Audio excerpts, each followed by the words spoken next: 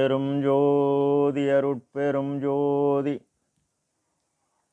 தனிப்பெரும் கருணை அருட்பெரும் ஜோதி எல்லா உயிர்களும் இன்புற்று வாழ்க. வள்ளல் மலரடி வாழ்க வாழ்க. திருச்சிற்றம்பலம். உலகலாம் போற்ற ஒளி வடிவாக விளங்கும் அருட்பெருஞ்சுதி ஆண்டவரின் திருவருளையும் அவரின் பரிபூரண அருளை பெற்ற சர்க்குரு சிதம்பர ராமலிங்க சுவாமிகளின் குருவருளையும் மனமொழிமையால் போற்றி பணிகின்றேன் தயவுடன். இவ்வுலகத்தில் மனித பிறப்பை பெற்றுக்கொண்டவர்கள் இப்பிறப்பினால் அடையத்தக்க ஆன்ம லாபத்தை காலம் உள்ளபோது அறிந்து அடைய வேண்டும். ஆன்ம லாபம் எது என்று அறிய வேண்டில் எவ்வித ஆதாரமில்லாத ஏழைகளின் பசியை போக்கித்தான் பெற வேண்டும். இது சர்க்குரு வாக்கு, அருட்பெருஞ்சுதி இறைவனின் வாக்கு. நாம் செய்த செயலின் நுழைவாக இன்ப துன்ப அனுபவங்கள் யாவும் வந்து கொண்டே உள்ளது. அப்படி வருகின்ற துன்பம் யாவும் பொறுத்து எல்லா உயிரும் இன்பமாக வாழ எண்ணினாலே எல்லாம் செயல்கூடும்.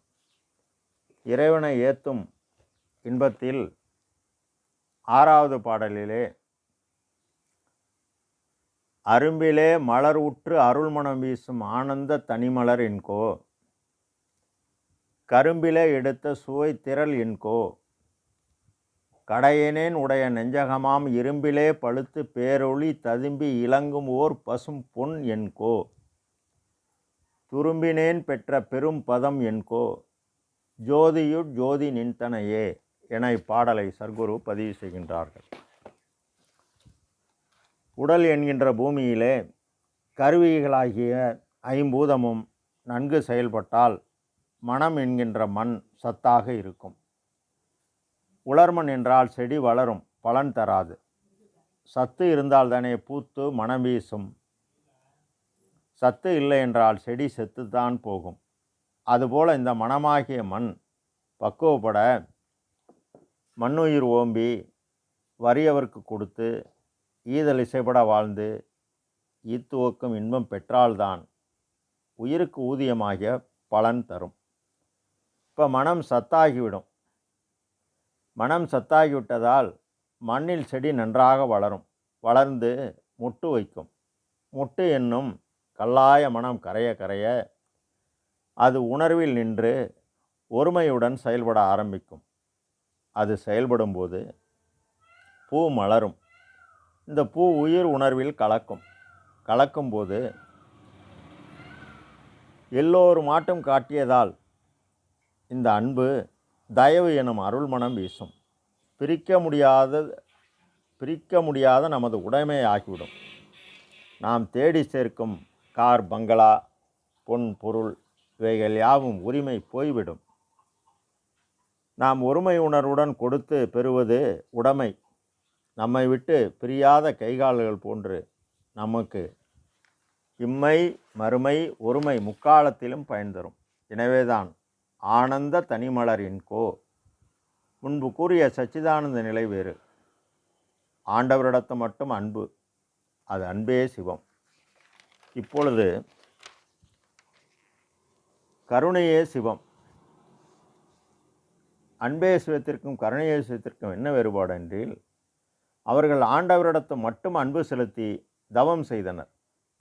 ஆனால் சர்க்குரு சத்தாகிய இறைவனிடத்து அன்பு செய்து சித்தாகிய தன்னுடைய செயல்பாடு யாவும் உயிரல்வாள் உயிர்கருணை எனும் ஜீவகாருண்யத்தில் நின்று இந்த இறைவனுடைய அருள் ஒளியும் இந்த செயல்பாட்டின் தயவு ஒளியும் கூடி ஆன்ம ஒளியில் கலந்தது. இப்படி கலப்பதுதான் கருணையே சிவம். இதுதான் பேரின்ப சித்தி பெருவாழ்வாகிய மரணமிலா பெருவாழ்வை வழங்கக்கூடியது. அதனால்தான் தனி மலர் இறைவன் என்கின்றார். கரும்பிலே எடுத்து சுவைத்த திரள் என்கோ. ஓரிலை தாவரம் கரும்பு. அது ஒளியை நோக்கியே வளர்கிறது. வளர்ந்து கணுக்கணுவாக சுவையை ஆரம்பத்திலிருந்தே சேர்க்கிறது. இதனை ஔவையார் அகவலிலே கணுமுற்றி நின்ற கரும்பின் உள்ளே காட்டி என்பார். பொருள், ஆண்டவரிடம் மட்டும் அன்பு கொண்டு சிவப்பு பழுத்த நிலை, பழுத்தா பழம் கீழே தானே விழும். இது முத்தி நிலை. அவர் உள் 3 தீ கூடியது. இந்த தீ வேறு, சர்க்குரு கூறும் தீ வேறு. அப்போ நம்மிடம் இருளை தொலைத்து ஒளியை நோக்கி அகத்தில் வளரணும். அதனால்தான் உறுதி பொருளை அடைய 4 ஒழுக்கம், நித்திய கரும விதி, ஒளிநிலையும் சுத்த ஞானியும் சுத்த தேகமும்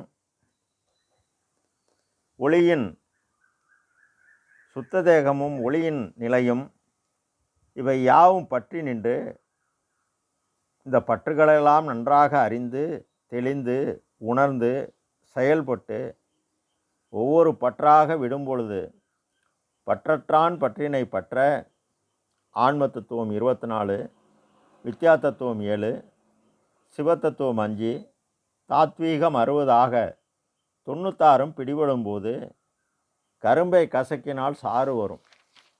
அதுபோல கல்லாய மனத்தை தயவால் கரைத்தால் இறைவன் எவ்வளவு சுவையாக உள்ளான் என்பது விளங்கும். சர்க்குரு பல பாடல்களில் இந்த இறைவனை எவ்வளவு சுவையான கூறுவார். அதில் ஒரு பாடல் 3822 பாடலில் தனித்தனி முக்கணி பிழிந்து வடித்து ஒன்றாக கூட்டி சர்க்கரையும் கற்கண்டின் பொடியும் மிகும் கலந்தே தனித்து நறுந்தேனெடுத்து பசும்பாலும் தேங்கின் தனிப்பாலும் சேர்த்து தீப்பருப்பின் ஒரு பிடி தூவி இனித்த நறு நெய்யளந்தே இளஞ்சூட்டின் இறக்கி இடுத்து சுவை கட்டியினும் இனித்திடும் தெல்லமுதே அளித்த திருப்பொதி விளங்கும் நடத்தரசே அடிமலர்க்கு என் சொல்மணியும் அலங்கள் அணிந்தருளே என்பார். ஆக இறைவன் எவ்வளவு சுவையில்லான் என்பதை அவரவர் அனுபவிக்கும் பொழுதுதான் தெரியும். கடையேன் உடைய நெஞ்சகமாம் மனம், கடையனேன் உஞ்ச நெஞ்சகமாம் இரும்பிலே பழுத்த பேரொளி ததும்பி இலங்கும் ஓர் பசும் பொன் என்கோ என்கின்றார். இரும்பு என்பது ஒரு கடினமான பொருள். அதை நாம் பயன்பாட்டுக்கு கொண்டு வர நெருப்பு உலையில் நன்றாக உருக்கி குழம்பாக்கி வடிவமாக வடிக்க வேண்டும். உருக்கிய நிலையில் பொன் போன்றது ஜொலிக்கும். இறுகினால் கருப்பாகிவிடும், திடமாகிவிடும். கடையனின் 3314 பாடலில் எதில் கடையனாக இருந்தேன் என்று தன்மேல் ஏற்றி கூறுகிறார் சர்க்குரு. நெஞ்சகமாம், இங்கு நெஞ்சம் என்பது கரணமாகிய மனத்தை குறிப்பிடுகிறார். மனத்தின் இயல்பு நினைப்பது. தன் தேவையை கருதியும் தன் இன்ப துன்பம் கருதியும் சதா ஏதாவது நினைத்து கொண்டே இருக்கும். இது கல்லை விடவும் இரும்பை விடவும் கடினமானது என்பார் சர்க்குரு. மேலும் மனத்தை உருக்க தன்னோர் மட்டும் செலுத்திய அன்பு பொது உணர்வில் எல்லோரிடத்தும் பரவி எவ்வித ஆதாரமில்லாத ஏழையின் பசியை போக்கும் செயல்பாடு செய்யும் பொழுதுதான் மனம் உருகும். இது உருகும்போது பொன்னொளி கூடும். கல்லாய மனம் கரைய பொன்னொளி கண்டது என்பார். பொன்னொளி என்பது குணம் பிரகாசமாக தெரியும். ததும்பி இலங்கும் ஓர் பசும் பொன் என்கோ, நிரம்பி வழுந்தால் ததும்புதல். அன்பு நிறைந்து அன்பின் உயர்நிலை பெற்று விருப்பு வெறுப்பற்று தயவனால் கூடும்போது நம் உள் மிளிரும் தூய தங்கம் போன்ற அவன் இறைவன் என்கின்றார். துரும்பினேன் பெற்ற பெரும் பதம் என்கோ, துரும்பு மிக மிக சிறியது. சர்க்குரு அகவலிலே பெரிதினும் பெரிதாய் சிறிதினும் சிறிதாய் அரிதினும் அரிதாம் என்பார். அவ்வாறு சிறியதாகிய இவர் அரிதினும் அரிதாகிய அருட்பெருஞ்சோதியை எவ்வாறு பெற்றார் என்றால், ஆடுகின்ற சேடவடிக்கு ஆளாகி தினசரி அன்னவிரயம் செய்தார். அதே ஆடுகின்ற சேவடியை தினசரி பூர்வ மத்தியில் கவனம் வைத்தார். அதனால் ஒரு பக்கம் அன்னவிரயம், ஒரு பக்கம் தவம். அதனால் என்னை ஏறா நிலைமையில் ஏற்றிவிட்டது இந்த தயவு என்பார். அப்படி ஏறிய நான் என்றும் இறங்காத நிறைவாகிய பேரின்ப சித்தி பெருவாழ்வை பெற்றேன் என்பார். அதனால் பெற்றேன் என்றும் இரவாமை பேதம் தவிர்த்தேன் என்பார். ஆக இவ்வளவு நிலைகளும் கடக்கும் பொழுது ஜோதியுள் ஜோதி நின்தனையே ஆன்ம சிற்றணு ஒளி உள் அருட்பெருஞ்சோதி உள்ளது. இவை யாவும் உயிர்கருணையால் பெறுவது. வேறு சாதனம் வேண்டாம் என உறுதிபட கூறுகிறார் சர்க்குரு.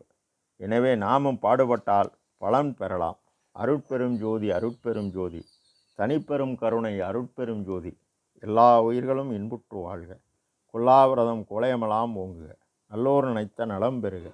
எல்லோரும் வாழ்க சிந்து. திரு அருட்பிரகாச சர்க்குருநாத திருவடியிலே அபயம் அபயம் அபயம் அபயம் அபயம். திருச்சிற்றம்பலம்.